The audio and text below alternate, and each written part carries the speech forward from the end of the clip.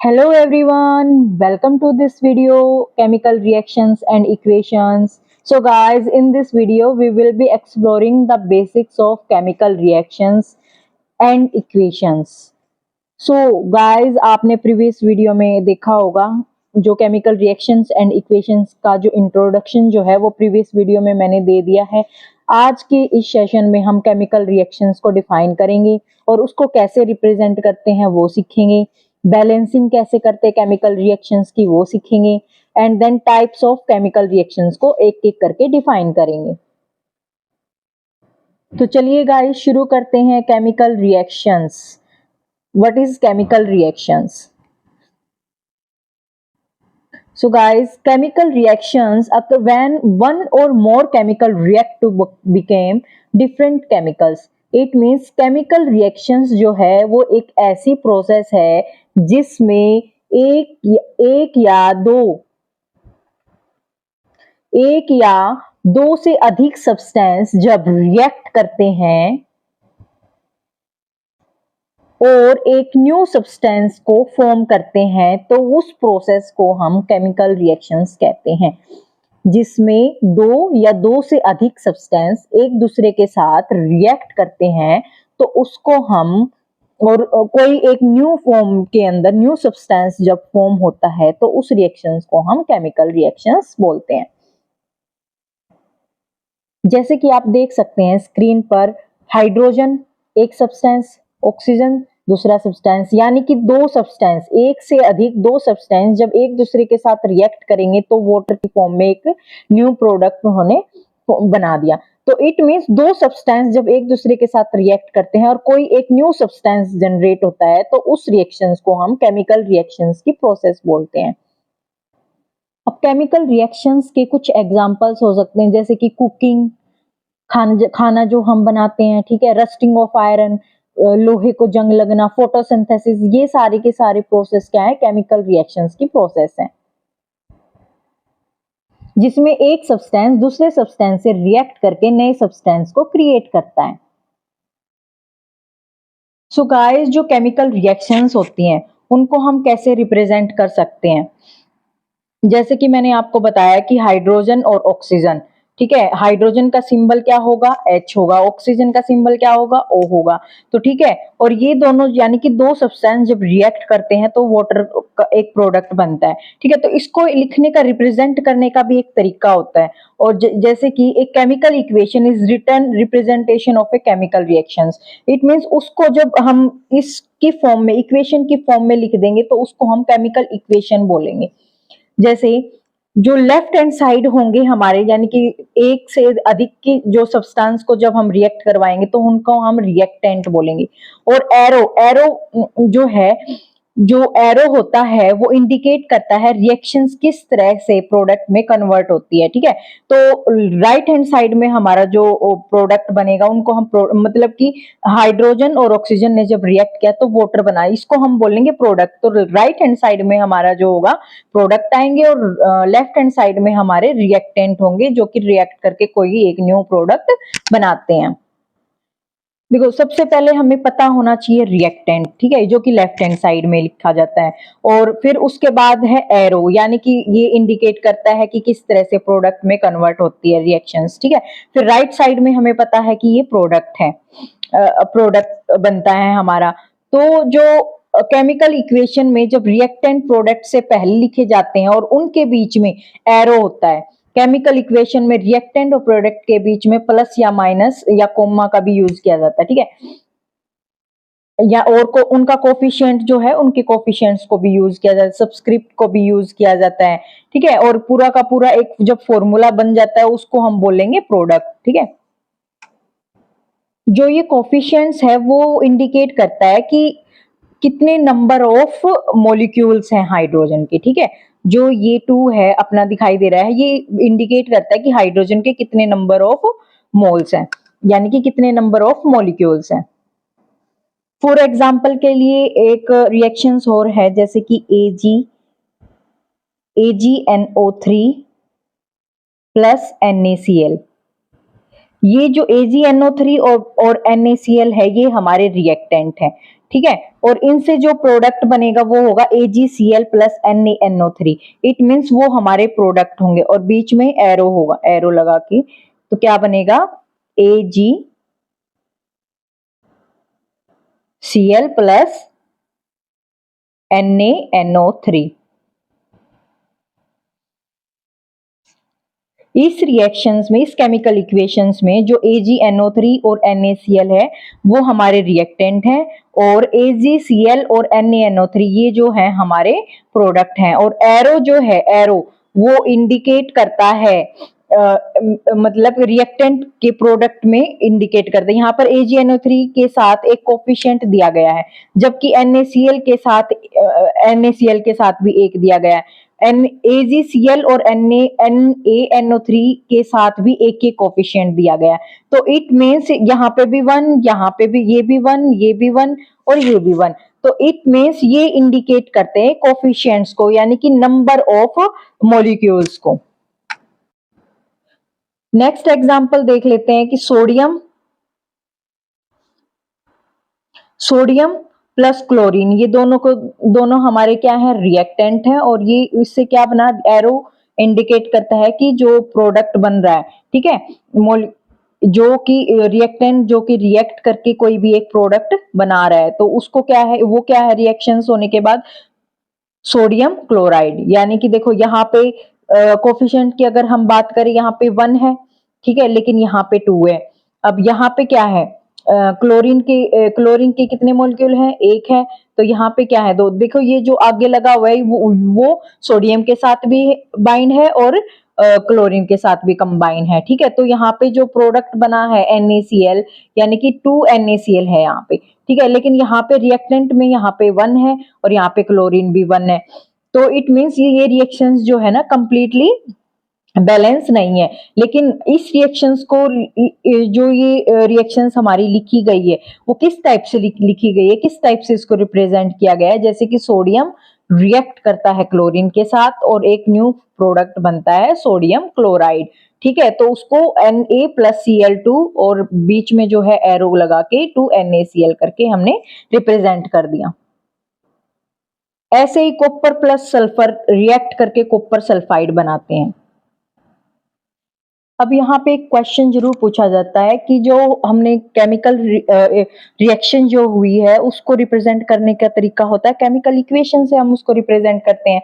लेकिन जो chemical equation हम रिप्रेजेंट करते हैं उसको भी एक तरीका होता है बैलेंस करके, बैलेंस उस केमिकल रिएक्शन को, या तो वो रिएक्शंस हमारी बैलेंस हो या अनबैलेंस्ड हो। लेकिन जो अनबैलेंस्ड केमिकल रिएक्शंस यानी कि जो केमिकल इक्वेशन होती है वो अनइक्वल नंबर ऑफ एटम, 1 और more elements in the reaction, मतलब किसी भी रिएक्शंस के अंदर अनइक्वल नंबर ऑफ एटम्स जब होंगे तो वो हमारी अनबैलेंस्ड केमिकल रिएक्शंस बोला जाएगा उसको। यानी कि रिएक्टेंट में तो हमारे किसी भी सब्सटेंस के जो एटम्स है वो 4 हैं, लेकिन प्रोडक्ट में हमारे 2 हैं, तो वो क्या होगी, अनबैलेंस्ड केमिकल रिएक्शंस होगी। और बैलेंस्ड केमिकल रिएक्शंस क्या होगी, equal number of atom of different element in the side, मतलब कि रिएक्टेंट में भी और प्रोडक्ट में भी इक्वल नंबर ऑफ एटम्स जब होंगे तो वो रिएक्शंस जो होगी हमारी वो बैलेंस होगी। क्लास 10th बोर्ड में हमें कोई भी एक रिएक्शंस इक्वेशंस बना के दे देंगे और आपसे पूछेंगे इस रिएक्शंस को आप बैलेंस करके दिखाओ।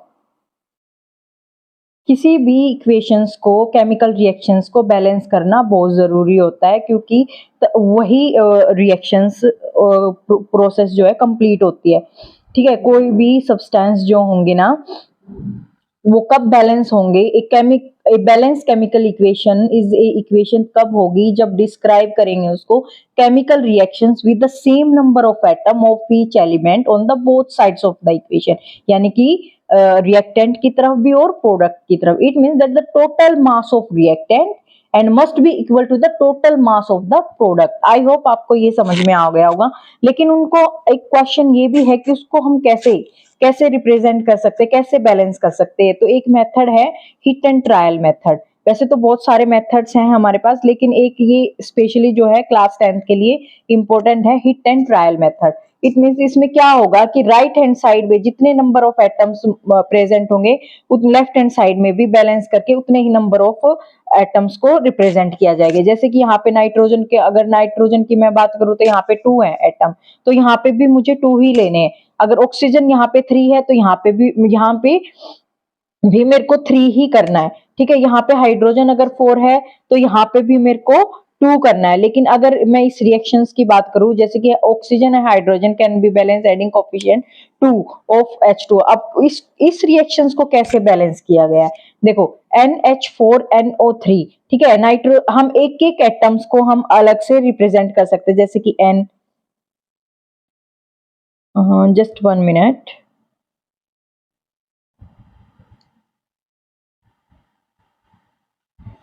यहाँ पे मैंने ले लिया नाइट्रोजन, ठीक है। यहाँ पे मैंने देखा नाइट्रोजन, रिएक्टेंट की तरफ देखा, रिएक्टेंट पे मेरे पास कितने नाइट्रोजन है, 2 है, ठीक है। और यहाँ पे फिर हाइड्रोजन कितने हैं मेरे पास, 4 हैं। और ऑक्सीजन की अगर मैं बात करूं तो यहाँ पे मेरे पास कितनी ऑक्सीजन है, 3 एटम है ऑक्सीजन की।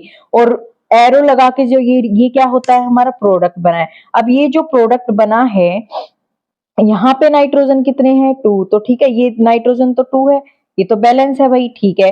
अब ऑक्सीजन की अगर मैंने बात की, यहाँ पे तो कितनी है ऑक्सीजन मेरे पास, 2, यानी कि ये तो बैलेंस नहीं है। और यहाँ पे मैंने हाइड्रोजन को चेक किया तो ये भी क्या है, 2 है, तो ये भी क्या है, बैलेंस नहीं है।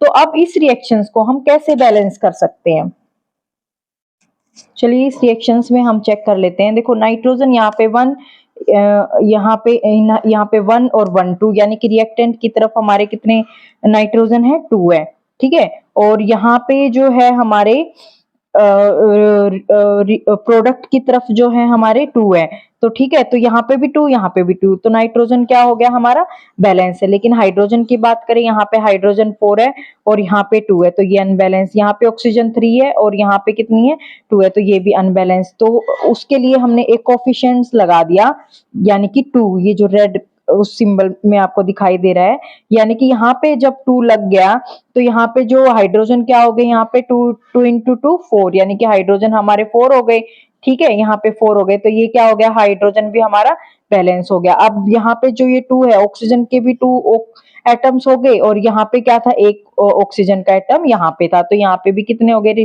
प्रोडक्ट की साइड भी 3 ऑक्सीजन हो गए, और यहाँ पे रिएक्टेंट की साइड पे कितने थे, 3 ऑक्सीजन हो गए, तो ये भी कंप्लीट हो गए। यानी कि नाइट्रोजन भी कंप्लीट हो गया, हाइड्रोजन भी और ऑक्सीजन भी। तो ये रिएक्शंस जो होगी हमारी बैलेंस रिएक्शंस होगी। So guys, next topic is physical states and then उनके सिंबल्स। जब भी हम रिएक्शंस करते हैं, हमें बीच में ब्रैकेट में स्मॉल s दिखाई देता है, स्मॉल l दिखाई देता है, small g and small aq। तो इनका मतलब क्या होता है, जब भी हमें रिएक्शंस के बीच में और या ये रिएक्टेंट की तरफ हमें स्मॉल s दिखाई दे, तो इट मींस वो सॉलिड है, यानी कि उसकी स्टेट कौन सी है, फिजिकल स्टेट है वो, क्योंकि वो जो प्रोडक्ट है या फिर वो रिएक्टेंट है वो क्या है, हमारा सॉलिड फॉर्म में है। वैसे ही अगर L दिखाई दे, स्मॉल l, तो वो रिप्रेजेंट करता है लिक्विड को, ठीक है। वैसे ही अगर G दिखाई दे, स्मॉल g, तो वो रिप्रेजेंट करता है गैस को। और एक्वा सॉल्यूशन किसको रिप्रेजेंट, AQ को रिप्रेजेंट करता है। तो ये जो है हमारी फिजिकल स्टेट है। और small s, small l, small g और AQ, ये क्या है, हमारे सिंबल्स है जो कि केमिकल रिएक्शंस के दौरान यूज होते हैं। चलिए थोड़ा सा और पढ़ लेते हैं इनकी मीनिंग के बारे में। जैसे ही स्मॉल s को हम यूज करते हैं किसी भी रिएक्शंस में, तो हमें पता है वो सब्सटेंस क्या होगा, सॉलिड होगा। और g को क्या कैसे रिप्रेजेंट, जब भी कोई सब्सटेंस क्या होगा, गैसियस स्टेट के अंदर रिप्रेजेंट होगा। और AQ को कब रिप्रेजेंट करते हैं, यानी कि वो कंप्लीटली डिसॉल्व है वाटर के अंदर, यानी कि वो एक्वा सॉल्यूशन है। और प्लस का निशान यूज होता है separate each product and reactant को, क्या करता है वो सेपरेट आउट करने की कोशिश करता है, ठीक है। और एरो का यूज मैंने आपको पहले भी बताया कि use to separate product and reactant, ठीक है। और ये इक्विलिब्रियम एरो का जो निशान है, when reaction can happen in both way, यानी कि दोनों साइड से वो रिएक्शंस कंप्लीट हो रही है। और जैसे ही आपको ये वाला सिंबल जो दिखाई देगा, heat is apply to make the reaction, ये हीट का सिंबल है, ठीक है गाइस। जैसे ही एरो के ऊपर, यानी कि उस रिएक्टेंट को क्या है, यानी कि रिएक्शंस को करवाने के लिए हीट दी गई है, ठीक है ना, तो जिससे हमारा प्रोडक्ट जो है बनेगा। तो जैसे ही हमने हीट अप्लाई की तभी रिएक्टेंट के ऊपर तो दोनों ने रिएक्ट किया। रिएक्ट किसकी प्रेजेंस में हुई? हीट की प्रेजेंस में हुई, और प्रोडक्ट क्या बना हमारा? हीट की प्रेजेंस में वो प्रोडक्ट बना। ठीक है, तो नेक्स्ट टॉपिक है, जैसे कि मैंने आपको बताया, हमने पढ़ा अभी तक कि केमिकल रिएक्शंस क्या होती हैं, उनको कैसे रिप्रेजेंट किया जाता है। लेकिन अब पॉइंट इज कि जो केमिकल रिएक्शंस होती है वो कितने टाइप की हो सकती हैं। देखो, ऑक्सीडेशंस भी होती हैं, oxidation, reduction, redox reaction, exothermic होती है, एंडोथर्मिक रिएक्शंस होती है, कॉम्बिनेशन रिएक्शंस हम पढ़ेंगे, डिकम्पोजिशन, डिस्प्लेसमेंट और डबल डिस्प्लेसमेंट। ये सारी की सारी क्या है? टाइप्स ऑफ केमिकल रिएक्शंस है हमारी, जिनको हम इस वीडियो में एक एक करके डिफाइन करेंगे।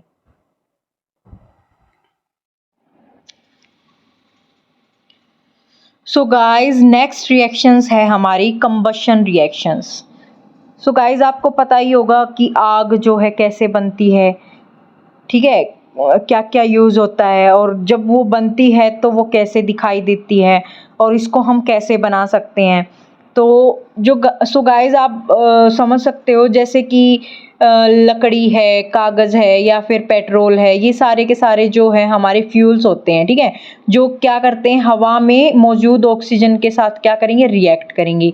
और इस रिएक्शंस में जब हमें यानी कि हीट मिले और लाइट मिले, ठीक है, तो उस रिएक्शंस को हम क्या बोलेंगे? कंबशन रिएक्शंस बोलेंगे। फॉर एग्जांपल हम यहाँ ले सकते हैं, हाइड्रोकार्बन ने जब ऑक्सीजन के साथ रिएक्ट किया, यानी कि दो रिएक्टेंट है हमारे पास, हाइड्रोकार्बन और oxygen, react together and to form a carbon dioxide gas. तो एक प्रोडक्ट बना, यानी कि एक गैस बनी। वो कौन सी गैस है? Carbon dioxide gas. और साथ में हमें क्या मिला? पानी और हीट मिली। ठीक है, तो इस रिएक्शंस को हम क्या बोलेंगे? Combustion reactions. फॉर एग्जाम्पल, हम एक कैंडल को जलाकर उसे कुछ मिनट के लिए उसको जलने दे सकते हैं। ठीक है, फिर देखेंगे कि जैसे जो कैंडल वो जल रही है, जो उसकी वैक्स है वो धीरे धीरे करके मेल्ट होके क्या हो रही है? वो नीचे पिघल कर नीचे गिर रही है। ठीक है, और वो जो डोरा होता है कैंडल का, वो भी साथ के साथ जल रहा है, और वैक्स भी मेल्ट होके नीचे गिर रही है। तो जो ये प्रोसेस हो रही है वो कैसे क्यों हो रही है? क्योंकि जो ये वैक्स है और वो उसका डोरा, कैंडल का जो वो डोरा होता है, ये दोनों ही क्या है? ये फ्यूल है। ठीक है, क्यों है ये? क्योंकि ये क्यों हो रहा है? क्योंकि ये हवा की ऑक्सीजन के साथ क्या कर रहे हैं? ऑक्सीजन के साथ ये रिएक्ट करके लाइट और हीट को प्रोड्यूस कर रहे हैं। तो जो ये रिएक्शंस हो रही है, उस रिएक्शंस को हम क्या बोलेंगे? कंबशन रिएक्शंस बोलेंगे। क्योंकि ये जो रिएक्शंस होगी वो फ्यूल्स के बीच में होगी, यानी कि एक कंबशन इज ए केमिकल, ऐसी केमिकल रिएक्शंस है between a fuel and oxidant that produce an oxidised product. ठीक है ना, जो भी फ्यूल वाले जो प्रोडक्ट होंगे हमारे, वो ऑक्सीजन के साथ क्या करेंगे? रिएक्ट करेंगे। ठीक है, और रिएक्ट करने के बाद हमें क्या मिलेगी? हीट मिलेगी और लाइट मिलेगी। तो इस रिएक्शंस को हम क्या बोलेंगे? कंबशन रिएक्शंस बोलेंगे। And the next reaction is combination reactions. इस रिएक्शंस में क्या होगा कि जो दो एलिमेंट्स यानी कि दो कंपाउंड जो होंगे, जब एक दूसरे के साथ रिएक्ट करेंगे, कंबाइन होंगे, तो एक compound create a one compound, एक कंपाउंड बनाएंगे। ठीक है, यानी कि टू और more reactant combine to form a single product. यानी कि जैसे कि एग्जांपल हम ले सकते हैं मैग्नीशियम एंड ऑक्सीजन का। मैग्नीशियम एंड ऑक्सीजन जब रिएक्ट करेंगे एक दूसरे के साथ तो एक मैग्नीशियम ऑक्साइड बनाएंगे, यानी कि एक सिंगल प्रोडक्ट हमें मिलेगा। ऐसे ही हाइड्रोजन और क्लोरीन गैस जब एक दूसरे के साथ रिएक्ट करेंगे तो एक प्रोडक्ट हमें मिलेगा, सिंगल प्रोडक्ट हमें मिलेगा, हाइड्रोजन क्लोराइड। ठीक है, तो इस प्रोसेस को हम क्या बोलेंगे? कॉम्बिनेशन रिएक्शंस बोलेंगे। And the next reaction is displacement reactions. Displacement reactions in which an element replace the element of compound are known as displacement reactions. ठीक है, और डिस्प्लेसमेंट रिएक्शन कब होती है? जब किसी एलिमेंट या आयन को उसके कंपाउंड से हटाकर उसकी जगह कोई और एलिमेंट या आयन जब आ जाए तो उस रिएक्शंस को हम बोलेंगे डिस्प्लेसमेंट रिएक्शन। जैसे कि फॉर एग्जांपल के लिए यहाँ पे आयरन है प्लस कॉपर सल्फेट, यानी कि दो रिएक्टेंट है हमारे पास, आयरन और कॉपर सल्फेट। तो आयरन ने यहाँ पे सल्फेट के साथ रिएक्ट कर लिया और कॉपर को क्या किया?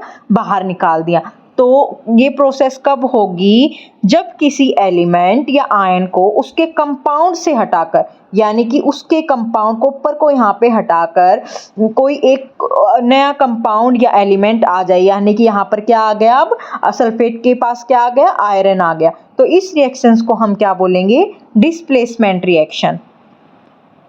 और सेकेंड एग्जाम्पल हम ले सकते हैं जैसे कि हाइड्रोजन गैस और कॉपर सल्फेट का। हाइड्रोजन गैस और कॉपर सल्फेट सॉल्यूशन जब एक दूसरे के साथ रिएक्ट करेंगे, जो कॉपर सल्फेट में जो मौजूद कॉपर के जो आयंस होंगे ना, वो हाइड्रोजन के साथ रिएक्ट करके कॉपर मेटल को बना देंगे और हाइड्रोजन सल्फेट का एक न्यू कंपाउंड बन जाएगा। तो जो ये रिएक्शंस हुई है उस रिएक्शंस को ही बोला जाएगा डिस्प्लेसमेंट रिएक्शन, यानी कि यहाँ पे एक दूसरे को प्लेसेस, एक दूसरे की जगह ले ली गई है, ठीक है। तो ये जो रिएक्शंस होती है डिस्प्लेसमेंट रिएक्शंस होती है, और ये बहुत इंपॉर्टेंट है। ये 10th स्टैंडर्ड में सीबीएसई में आपसे पूछ लिया जाएगा कि व्हाट इज डिस्प्लेसमेंट रिएक्शंस। तो आप इसकी एक डेफिनेशन लिख सकते हो और देन इसका एक एग्जांपल आप यहाँ पे लिख सकते हो। चलिए इस रिएक्शंस को एक बार एक्सपेरिमेंट के तौर पे भी देख लेते हैं कि दो टेस्ट ट्यूब है हमारे पास, ठीक है। इसमें जो ब्लू कलर का आपको सॉल्यूशन दिखाई दे रहा है वो सॉल्यूशन जो है कॉपर सल्फेट का सॉल्यूशन है, ठीक है। कॉपर सल्फेट सॉल्यूशन के अंदर जब हमने आयरन नेल डाली तो इन दोनों ने क्या किया, कॉपर सल्फेट और आयरन नेल ने एक दूसरे के साथ रिएक्ट किया, तो ये जो ब्लू कलर का सॉल्यूशन है वो लाइट ग्रीन कलर का सॉल्यूशन बन गया, ठीक है। और कॉपर मेटल जो आयरन नेल है वो रेडिश ब्राउन कलर की लेयर उसके ऊपर आ गई, यानी कि रिएक्शन जो है कंप्लीट रिएक्शंस हो गई, ठीक है। इस रिएक्शंस में क्या हुआ कि जो ये ब्लू कलर का सॉल्यूशन था वो लाइट ग्रीन कलर का सॉल्यूशन हो गया, ठीक है। यानी कि आयरन ने क्या किया, आयरन ने सल्फेट के साथ रिएक्ट कर लिया, FeSO4 यहाँ पर उसने बना लिया, ठीक है। और कॉपर को क्या कर दिया, बाहर निकाल दिया। तो ये जो रिएक्शंस हुई ना, ये डिस्प्लेसमेंट रिएक्शंस थी आयरन और कॉपर सल्फेट सॉल्यूशंस की, ठीक है।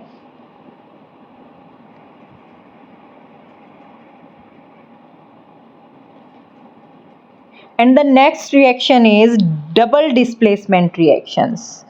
जो ये डबल डिस्प्लेसमेंट रिएक्शन है, इसमें क्या होगा कि जो दो कंपाउंड होंगे एक दूसरे के साथ रिएक्ट करते हैं और दोनों कंपाउंड में से कुछ आयंस जो है एक्सचेंज हो जाते हैं, ठीक है। यानी कि दोबारा से आप सुन लीजिए, जो डबल डिस्प्लेसमेंट रिएक्शन कब होगी, जब दो कंपाउंड, यानी कि दो कंपाउंड जब एक दूसरे के साथ, यानी कि दो कंपाउंड एक दूसरे के साथ रिएक्ट करते हैं और दोनों कंपाउंड में से कुछ आयंस जो है एक्सचेंज हो जाते हैं।